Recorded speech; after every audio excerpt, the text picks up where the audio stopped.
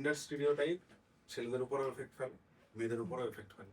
দুজনকে আমাকে এই বাজে একটা জিনিস থেকে, জেন্ডার বায়াসনেস থেকে বার করে আনতে হবে। এই ক্লাসের জন্য আমাদের তার আগে একটা জিনিস জানতে হয়েছিল, সেটা কি? সেটা হচ্ছে সেক্স।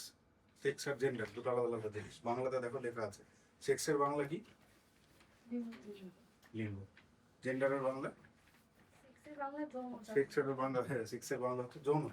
আর জেন্ডারের বাংলা কি আছে? লিঙ্গ। তাই না? তো দেখি বিষয়টা কি। আর এই চ্যাপ্টারে আমরা কি কি পড়বো? Understanding the sociology and psychology of gender. আমাদের সোসাইটিতে জেন্ডারকে কি করে দেখা হচ্ছে বা জেন্ডার জিনিসটা কি। Identifying hidden biases in educational setting. আমাদের বইপত্রের মধ্যেও কিন্তু অনেক বায়াসনেস থাকে, সেগুলো আমরা খুঁজে বের করবো। এবং empowering teachers as a agents of social change. টিচাররাই কি করবে? এই জেন্ডার বায়াসনেসটাকে দূর করাবে, ওই জন্য এই চ্যাপ্টারটা পড়ানো হয়।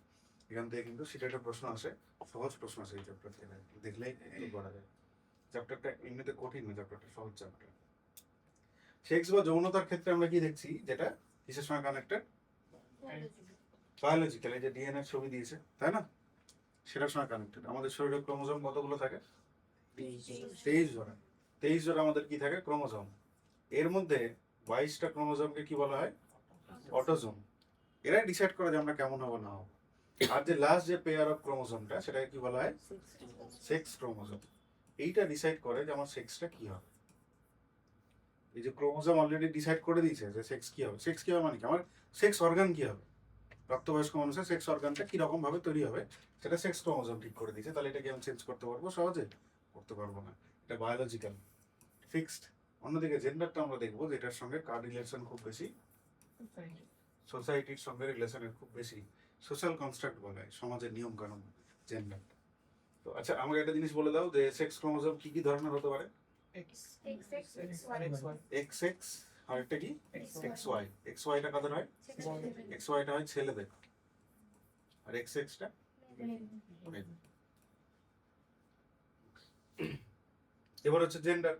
জেন্ডারটা কি? জেন্ডারটা হচ্ছে ওই যে ছেলে হয়েছে মানে কাঁদতে পারবে না, আর মেয়ে হয়েছে মানে বাড়ির বাইরের কাজ করতে পারবে না। এই যে নিয়ম কানুন বলে স্টিরিওটাইপ, এইটা নিয়ে আমাদের আজকের পড়াশোনার বিষয়।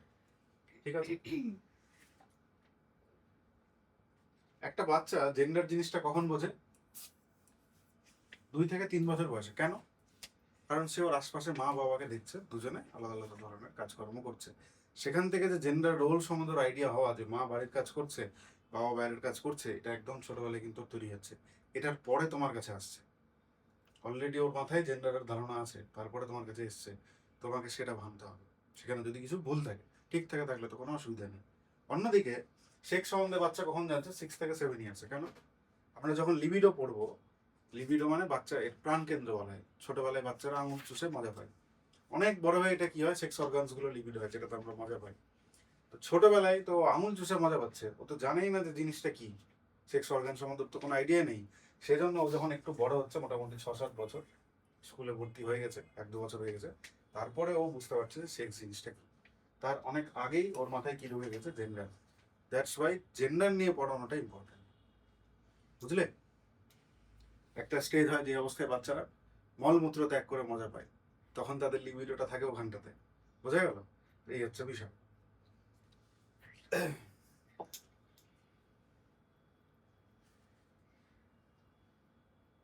এবার বাচ্চাটার মাথায় যে জেন্ডার সম্বন্ধে আইডিয়াটা তৈরি হচ্ছে, এটা কে কে দিচ্ছে? প্রথমত তার পরিবার, একদম তার পাশেই রয়েছে এটা, একদম জন্মের পর থেকে পরিবারে দেখে সে করছে। দ্বিতীয়ত কে? তারপরে স্কুলে সব থেকে বেশি সময় সে কাটাচ্ছে স্কুল। এবং এই জায়গাটাতেই তোমার কি করতে হবে? ব্রেক করতে হবে, স্টিরিওটা একটা বায়াসনেস গুলো ভাঙতে হবে। তারপরে কি আছে? কার্টুন দেখছে, কার্টুনে দেখে না ছেলেরা এটা করছে, মেয়েরা এটা করছে, সেগুলো দেখেও তো বাচ্চার আইডিয়া নাই। তখন তো ওর কাছে ওর বাবা মার, ধরুন যখন স্কুলে উঠতেন, বাবা মার পরেই এটা আছে, তাই না? তারপরে কি আছে? মিডিয়া। এখনকার মিডিয়া, সোশ্যাল মিডিয়া ভাবতে পারো বা মাস মিডিয়া ভাবতে পারো, সেগুলো একটা। তারপরে এই যে খতরনাক একটা জায়গা, এটা হচ্ছে কি? ফ্রেন্ডস। এরাও কিছু আইডিয়াস দিচ্ছে, তাই না? এই সব জায়গাতে তুমি কিন্তু অল্প একটু আছো। ওই অল্প একটু জায়গায় তোমায় কি করতে হবে? এদেরকে ঠিক করতে হবে, কোথাও যদি এরা কিছু ভুল করে থাকে।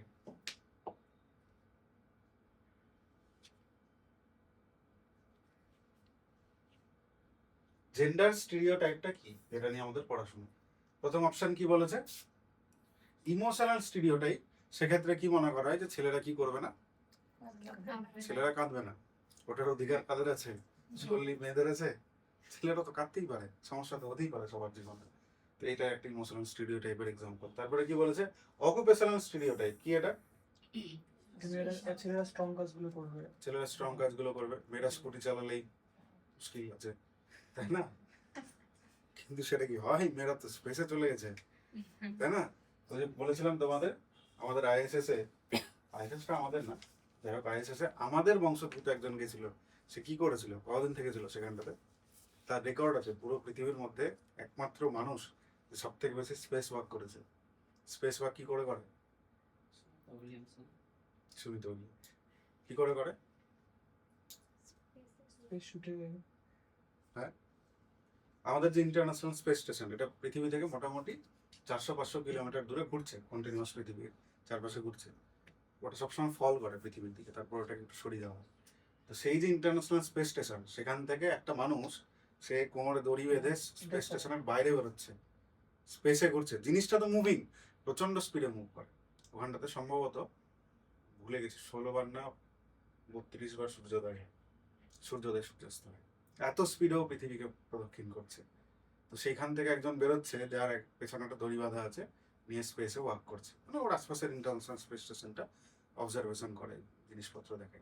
সেটা কে করেছে, একজন মহিলা। ওরই পুরো পৃথিবীতে রেকর্ড সব থেকে বেশি, ভারতীয় বংশোদ্ভূত মহিলা। কতদিন করেছে?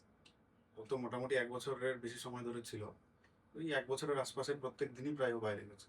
রিসেন্টলি আসতে পেরেছে, ওকে ইচ্ছা করে আনেনি, ওটার পেছনে অনেক পলিটিক্স আছে, আগেই আনতে পারতো। যাই হোক, তো এই হচ্ছে অকুপেশনাল স্টিরিওটাইপ। এদিকে আমরা মোটরসাইকেল স্কুটি চালানো নিয়ে ভাবছি, কেন ভাবছি, স্কুটি একটা মেয়ে কখন থেকে চালায়? আমাদের মধ্যে কেউ স্কুটি চালাও, কেউ চালাও না, কেউ চালাও না, ভাঙতে হবে তো স্টিরিওটাইপ, চালাতে হবে। বাইক চালাতে হবে তবে ভাঙবে। হ্যাঁ, এবার ও বাইক চালানো শুরু করেছে মোটামুটি 6-7 থেকে, করে কিনা ছেলেরা, তাই তো? আর মেয়েরা স্কুটি চালানো 12 এর পর বা কলেজে। 12 বা কলেজের পর। স্বাভাবিক, দুজনের মধ্যে পার্থক্য তো হবেই। এটাই হচ্ছে পার্থক্যের কারণ, পেশাগত আমাদের যে ধারণা। Colour and toy division, gender reveal party হয় দেখো, অ্যাকচুয়ালি ওটা জেন্ডার রিভিল পার্টি না, ওটা সেক্স রিভিল পার্টি, তো নাম দিয়ে দিয়েছে জেন্ডার রিভিল পার্টি। তো যাই হোক, সেখানটাতে কি করা হয়, যদি নীল বেরোয় তাহলে ছেলে, পিঙ্ক বেরোলে মেয়ে। তারপরে ভূমিষ্ঠ হয়ে যাওয়ার পরেও মেয়ে মানে ওকে পিঙ্ক পড়াতে হবে, ছেলে মানে ওকে পিঙ্ক টিঙ্ক পড়ানো যাবে না। আমাকে তো ছোটবেলায় মা এত পিঙ্ক পরি, আমি যেখানে যেতাম বলতে দেখো আপনার মেয়ে নাকি। যাই হোক, ওইটা একটা আছে, কালার নিয়ে একটা বায়াসনেস আছে। আর টয়, ছেলেদেরকে দিয়ে দাও বল, আর মেয়েদেরকে দিয়ে দাও হচ্ছে কি ডল, এটা একটা বায়াসনেস।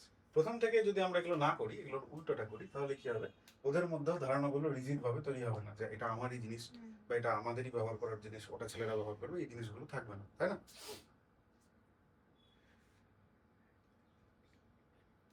জেন্ডার বায়াসনেস একজন টিচার যে করেন, তার কিছু সিমটমস রয়েছে। কি কি সিমটমস? প্রথমত, ইন্টারাকশন ডিসপ্যারিটি। কি করছে, ছেলেদের সঙ্গে বেশি ইন্টারাক্ট করছে, মেয়েদের সঙ্গে ইন্টারাক্ট কম করছে। উল্টোটাও হয় অনেক ক্ষেত্রে, মেয়েদের সঙ্গে ইন্টারাক্ট করে, ছেলেদের সঙ্গে ইন্টারাক্ট করে না। এটা কি করতে হবে, এটা আমাদের কিন্তু করা যাবে না, এটা খারাপ দিক একটা।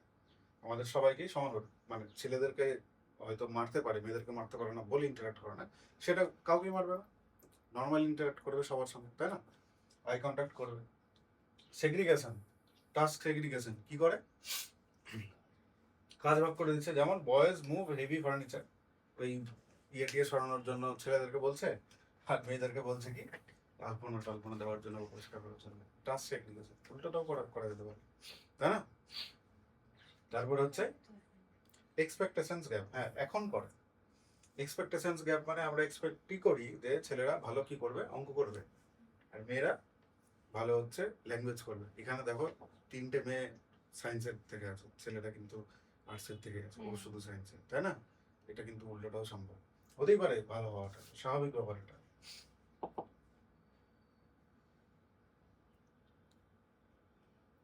এরপর হচ্ছে জেন্ডার রোল স্ট্রেন। স্ট্রেন মানে আমরা কি জানি, স্ট্রেন মানে হচ্ছে চাপ। কি হয়, প্রত্যেকের জেন্ডার রোল পালন না করতে পারলে তার উপর একটা চাপ পড়ে, ছেলেদের উপরেও পড়ে, মেয়েদের উপরেও পড়ে। মেয়েদের যেমন কাজকর্ম যেমন আগে থেকে গতানুগতিক ভাবে এসেছে বাড়ির কাজকর্ম করবে, সে দেখা গেলো বাড়ির কাজকর্ম ভালো করতে পারছে না, সে তখন কি করছে, তার উপরে জেন্ডার রোল স্ট্রেন করছে। আমার পরিচিত একজন, আমি একদম প্রথমে যে সেন্টারে পড়াতাম ওই সেন্টারের স্যার হচ্ছেন হাই স্কুল টিচার, আর ম্যাডাম হচ্ছেন প্রাইমারি স্কুল টিচার, মানে ওনার ওয়াইফ। তো ফ্যামিলিটা আবার একটু ব্যাকডেটেড, গ্রামের দিকে। তো ওই ওয়াইফকে দিয়েছে বাথরুম পরিষ্কার করার জন্য। তো সে ওয়াইফ কি করেছে, পুরো হাড়পিকে ঢেলে দিয়েছে, ঠিক আছে, যে আর বাথরুম পরিষ্কার করানো যাবে না ওকে দিয়ে। তো যাই হোক, ওই যে ও বাথরুম পরিষ্কার করছে না, ওই কাজগুলো করছে না, এর ফলে ওর উপরে কি করছে, স্ট্রেন করছে, জেন্ডার রোল স্ট্রেন। বাড়ির কাজও কেন করছে না? একইভাবে ছেলেদের ক্ষেত্রে কি হয়, ছেলেদের ক্ষেত্রে হয় দেখা গেল যে ওয়াইফ কাজ করছে, ছেলে কাজ করে না। তো ছেলেটাকে তখন কি বলা হচ্ছে, ওভার বলা হচ্ছে। এটা তো জেন্ডার রোল স্ট্রেন, তাই না? এই যে ছেলেদের উপরে পড়ছে বা মেয়েদের উপরে পড়ছে, এগুলোই হচ্ছে কি জেন্ডার রোল স্ট্রেন। এর ফলে কি হয়, leads to severe mental stress, খুব স্ট্রেসে থাকে, এবং হিউমিলিয়েশন তো হচ্ছে, and loss of self worth, নিজের যে একটা ভূমিকা আছে বা ভ্যালু আছে সেটা ভুলেই যায় আমরা, তাই না? আর আমাদের রেসপন্সিবিলিটি কি, classrooms must be safe havens from social role strain. এই যে বাইরে যে চাপগুলো পড়ে, কান্না না করা বা কান্না করা, এটাও স্ট্রেন এক ধরনের। এটার যেন না থাকে, এটা যেন কি হয়, আমাদের বাচ্চাদের জন্য একটা সেফ হেভেন তৈরি হয়। বুঝা গেল?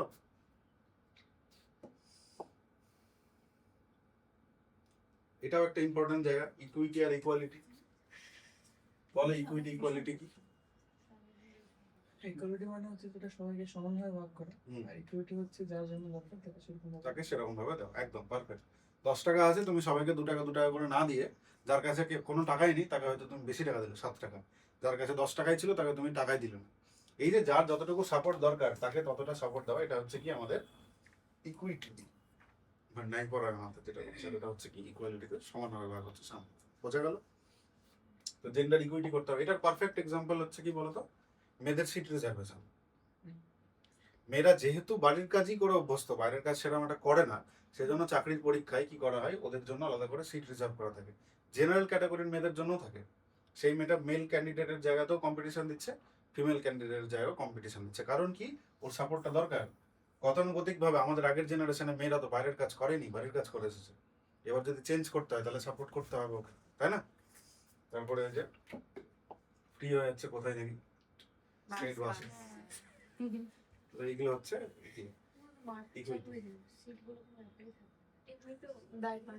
ছেলেদের সিটে মেয়েরা বসতে পারে, বাট মেয়েদের ছেলেরা বসতে পারে না। ছেলেরা আলাদা সিট থাকে, কলকাতায় বসতো। এরপর হচ্ছে কি ল্যাঙ্গুয়েজ ব্যবহার করবে, ঠিক তো? আমরা সবসময় জেন্ডার নিউট্রাল ল্যাঙ্গুয়েজ ব্যবহার করবো। চেয়ারম্যান, ফায়ারম্যান এগুলো ব্যবহার না করে আমরা কি করবো, চেয়ারপারসন, ফায়ার ফাইটার এগুলো ব্যবহার করবো।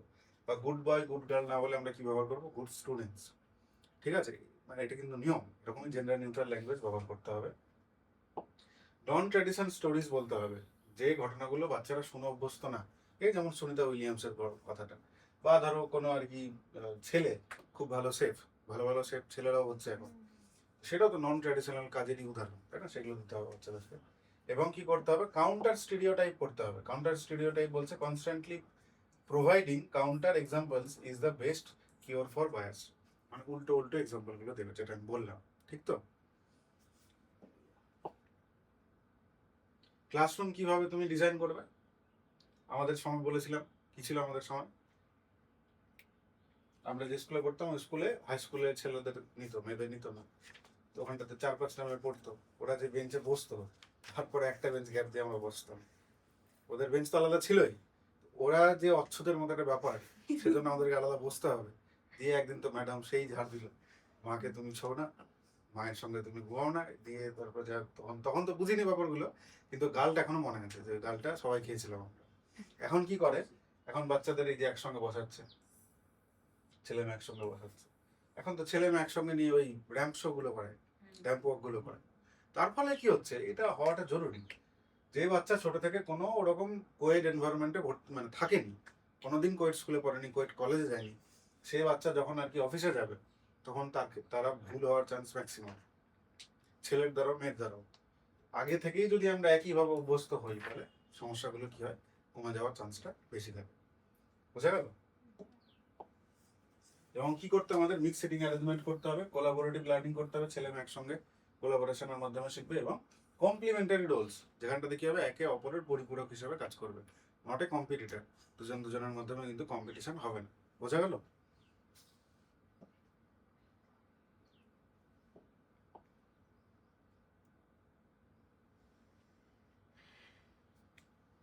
আর কি করতাম আমাদের, ইনভাইটিং রোল মডেলস, যেরকম ধরো যারা আর কি মানে অপ্রথাগত কাজের জন্য বিখ্যাত, কোনো একজন আহ, মহিলা সায়েন্টিস্টকে তুমি আনতে পারো, বা কোনো একজন ছেলে আর কি লেখককে আনতে পারো, বা ছেলে আর কি ডান্সারকে আনতে পারো। তাদেরকে দিয়ে তুমি কি করবে, ওদের সামনে ডেমনস্ট্রেশন রাখবে, তার ফলে ওদের মাথায় যে বায়াসনেস গুলো তৈরি হয়ে আসছে অলরেডি, সেগুলো ভাঙতে শুরু করবে। এই ছিল আজকের বিষয়। এটার মাধ্যমে তুমি অ্যাওয়ারনেস বাড়াবে ক্লাসরুমে, এম্পাওয়ারমেন্ট করবে, ওমেন প্লাস মেন এম্পাওয়ারমেন্ট, ওটাই জরুরি। এবং কি করবে, অ্যাকশন নিতে হবে কোনো ক্ষেত্রে। যদি তোমার ক্ষেত্রে মনে হয় যে ও বন্ধুর দ্বারা ভুলভাবে প্রভাবিত হচ্ছে, তুমি আলাদা করে দেবো, যা যা অ্যাকশন নেওয়া দরকার সেগুলো তুমি নেবে। বোঝা গেল? ছোট্ট ক্লাস, ইম্পর্টেন্ট ক্লাস। এখান থেকে প্রশ্নগুলো আসলে ডাইরেক্ট প্রশ্ন আসে, পারা যায়। ঠিক আছে।